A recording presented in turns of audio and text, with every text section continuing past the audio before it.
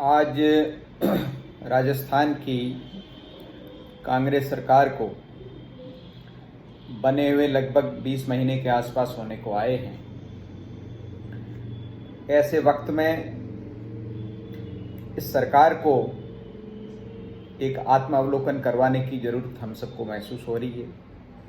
State के जिम्मेदार नागरिक के नाते, एक सिटीजन के नाते और एक पॉलिटिकल पार्टी के वर्कर के नाते भी हम सबका ये दायित्व बनता है कि समय समय पर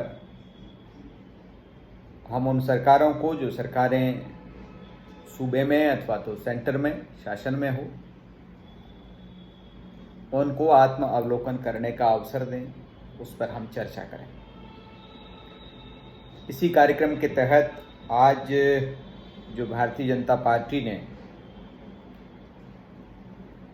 एक हल्ला बोल कार्यक्रम इस सरकार के ऊपर लगातार सीरीज में आयोजित किया है, आज हम सब लोग सोशल मीडिया के माध्यम से इस विषय पर बात करेंगे।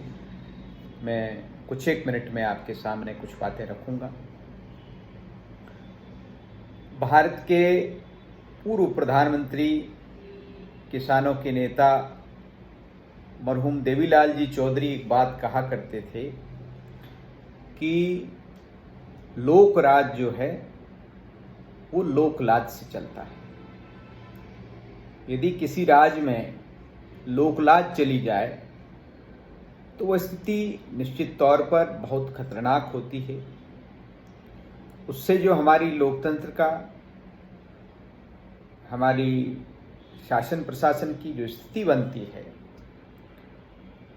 वो बहुत खतरनाक बन जाती है, जिस राज्य से लोकलाज का तत्व गायब हो जाए। हमने पिछले 2 महीने में जो कुछ देखा राजस्थान में कि किस तरह से कांग्रेस के 2 ग्रुप्स के बीच में जो खींचातान चली, कितना बड़ा आश्चर्य है कि कांग्रेस पार्टी के पीसीसी के चीफ, सरकार में मंत्रिमंडल के 2 नंबर के सहयोगी, सरकार के डिप्टी चीफ मिनिस्टर अपनी ही पार्टी के 20 एमएलए को लेकर गायब हो गए और गायब होकर के उन्होंने अपनी ही सरकार के खिलाफ ये दावा किया कि सरकार जो है वो अल्पमत में है।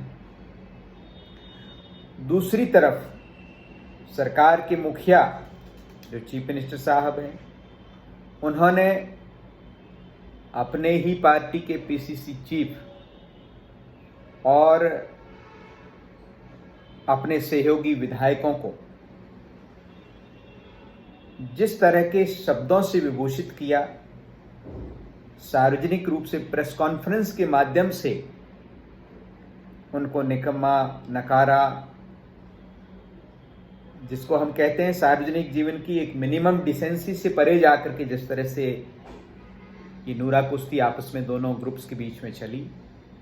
प्रतिदिन जो आपने प्रेस कॉन्फ्रेंसेज देखी नेताओं की, आपसी वीडियो, ट्विटर, एक दूसरे के ऊपर तंज, व्यंग्य और व्यक्तिगत छींटाकशी का ड्रामा राजस्थान के लोगों ने कांग्रेस पार्टी के दोनों ग्रुप्स के बीच में लगातार देखा। मैं समझता हूं ये लोकलाज छोड़ने का सबसे बड़ा सार्वजनिक उदाहरण था। यह स्वाभाविक होता है विद इन पार्टी भी प्रतिस्पर्धा होना, विद इन पार्टी सत्ता प्राप्ति के लिए प्रयास करना, ये राजनीतिक दलों में होता है। लेकिन ऐसा कभी नहीं होता कि इस तरह से अपनी चुनी हुई सरकारों को और आपस में जिस तरह की स्ट्रीट लेवल की तू मैं जो हुई, सब्जी मंडी की शब्दावली का जिस तरह से इस्तेमाल किया गया, निश्चित तौर पर यह सार्वजनिक, राजस्थान के सार्वजनिक जीवन को इस पूरे घटनाक्रम ने समृद्ध नहीं किया। और जिस तरह से माननीय चीफ मिनिस्टर साहब ने अपनी क्लासिकल गांधीयन स्टाइल से इस पूरे घटनाक्रम को लिया,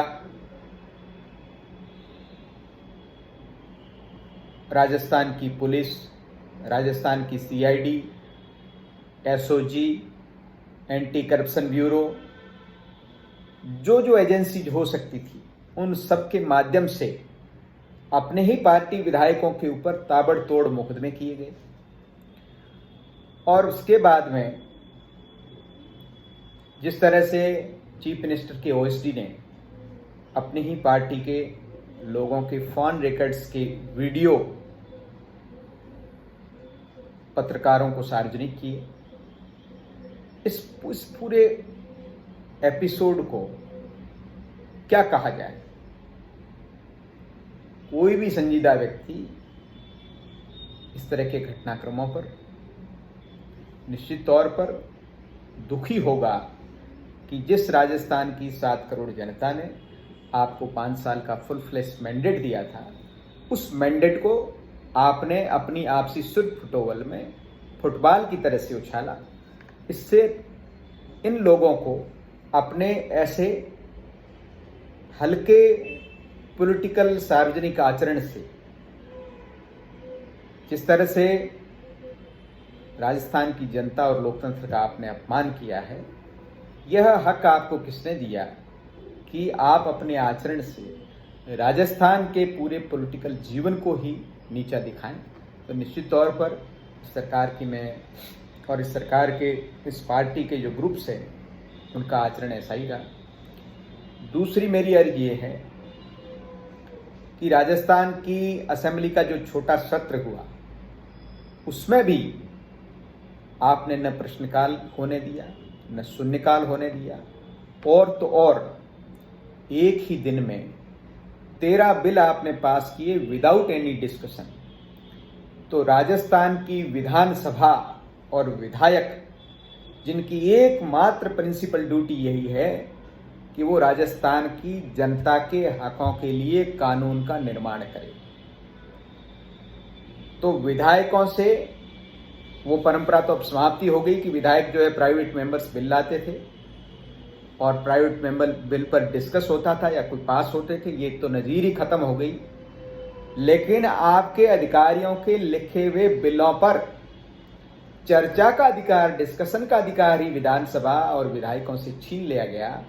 इससे बड़ी लोकतंत्र का हनन, लोकतंत्र की हत्या मैं समझता हूं होने से, विदाउट एनी सिंगल, कोई डिस्कशन, बिना चर्चा के आपने ध्वनि मत से जिस तरह से, तो फिर विधानसभा की विधायकों की कोई आवश्यकता नहीं है। आप अपने अफसरान को कहिए कि अपनी मर्जी के बिल बना के लाए और चीफ मिनिस्टर उसको ओके कर दे और गवर्नर हाउस से उसको नोटिफिकेशन जारी करके गजट में शाया करवा दे।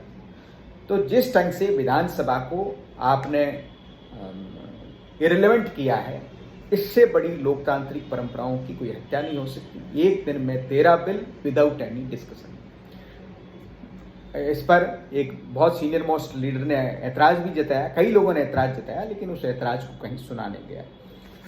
दूसरी मेरी अर्ज है कि जिस ढंग से कोरोना का संकट चल रहा है, ऐसे संकट में पूरी दुनिया जो है आर्थिक संकट में है, लेकिन इस आर्थिक संकट के काल में बिजली के बिलों की जिस तरह से बढ़ोतरी हुई है, विद्युत दरों को आपने जो है 70 पैसे प्रति यूनिट पहले बढ़ा दिया, उसके बाद में फ्यूल सरचार्ज के नाम से 28 पैसे और बढ़ा दिया, उसके बाद में पेट्रोल डीजल इस कोरोना काल में 12% और 10% की आपने वेट की बढ़ोतरी कर दी।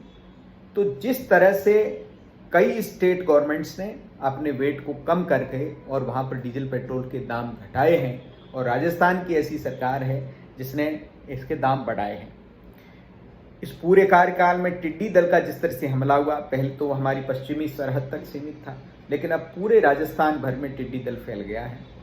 मुझे नहीं लगता कि सरकार 1% भी इस इश्यू पर गंभीर है। सरकार की जो गैर गंभीरता है, निश्चित तौर पर किसान की आने वाले समय में पकी हुई फसलों को लील जाएगी। ये इतना खतरनाक जो है टिड्डी का आक्रमण है, लेकिन सरकार इसके बारे में बिल्कुल ही चिंतित नहीं है। उससे भी गंभीर बात कि जो पीएम फसल बीमा, प्राइम मिनिस्टर फसल बीमा योजना है, उसमें राज्य सरकार ने अपना जो राज्यांश बनता है वो आज दिन तक जमा नहीं करवाया। तो निश्चित तौर पर हमारे जो लाखों किसान हैं वो दर दर की ठोकरें खाने को मजबूर। उनको 2019 का जो है फसल बीमा का पैसा नहीं मिला। उसके बाद में जो आपने संपूर्ण कर्ज माफ़ी की बात चलाई थी, तो अपने आप में बेमानी साबित हुई। उस पर मुझे कोई लंबी बात नहीं करनी है। राजस्थान में 30 लाख बेरोजगार हैं और आपने अपनी मैनिफेस्टो में, बजट में ये अनाउंसमेंट किया था कि हम 3500 रुपये प्रति बेरोजगार को बेरोजगारी भत्ता देंगे। 67,000 लोगों को वो भत्ता पिछले वर्ष मिला और इस साल वो भी बंद हो गया। यानी पूरी की पूरी इंफ्रास्ट्रक्चर का जो मामला है, उस पर मुझे टिप्पणी करने की आवश्यकता नहीं। 2 महत्वपूर्ण महकमे थे जो आपके डिप्टी चीफ मिनिस्टर के पास में थे, पीडब्ल्यूडी का और पंचायती राज का। तो जब चीफ मिनिस्टर खुद ये कह रहे थे कि हमारी 1.5 साल में टॉकिंग टर्म्स नहीं है, बोलचाल ही बंद है, तो आप समझ सकते हैं कि उसके माध्यम से राजस्थान का कितना इंफ्रास्ट्रक्चर का डेवलपमेंट हुआ होगा। उसके बाद में जो लॉ एंड ऑर्डर की सिचुएशन है स्टेट की, उसमें मुझे कुछ कहने की ज़रूरत नहीं है। कुछ आंकड़े हैं जो राजस्थान की सरकार के ही जारी किए हुए हैं, जो पिछले साल भर के हैं। उसमें 69,445 सीरियस किस्म के मैटर दर्ज हुए, जिसमें 35,524 में किसी भी प्रकार की कोई गिरफ्तारियां नहीं हुई। 594 हत्या के मामले हुए, जिसमें 443 मामलों में अपराधी पकड़ से बाहर है। 1807 रेप के मामले हुए, जिसमें 1020 मामलों में जांच पेंडिंग है। और पपला जैसे खूंखार दोदांत अपराधी जो आपकी हिरासत से भाग गए, उनकी गिरफ्तारी आज दिन तक नहीं हो पाई है। निश्चित तौर पर कई ऐसे मसले हैं। आपकी की पूरी जो स्टेट की जो एनुअल स्कीम है, जो 1,10,000 करोड़ की, उसको पूरा करने की कोई योजना नहीं है, कोई वर्किंग नहीं है। आप जो है, आपके मिनिस्टर केवल सोशल मीडिया पर ही फोटो जारी कर रहे थे कि हम इस होटल में कोरोना काल में भी काम कर रहे हैं, ये कर रहे हैं, लेकिन काम का आपका ये जो एनुअल स्कीम है, इसका कितना फीसदी इम्प्लीमेंटेशन हो गया, इससे आपकी एक्चुअल काम की रिपोर्ट सामने आती है। तो मुझे नहीं लगता कि ये जो एनुअल स्कीम भी पूरी होने वाली है। तो सब मसलों पर सरकार, इंफ्रास्ट्रक्चर के मसले पर, लॉ एंड ऑर्डर के मसले पर, विधानसभा में प्रदर्शन के मसले पर, विधानसभा की नियम प्रक्रियाओं के अपमान के मसले पर, प्रशासन के गलत दुरुपयोग के मामले पर और जनता के दिए हुए मैंडेट पर आपस में लड़ करके और उस मैंडेट के अपमान करने के मसले पर यह सरकार जनता के कटघरे में खड़ी है। सरकार के मुखिया माननीय अशोक गहलोत जी जनता के कटघरे में खड़े हैं और इन 20 महीनों का जो कार्यकाल है वो पूरी तरह से एक विफल सरकार का लेखा जोखा है।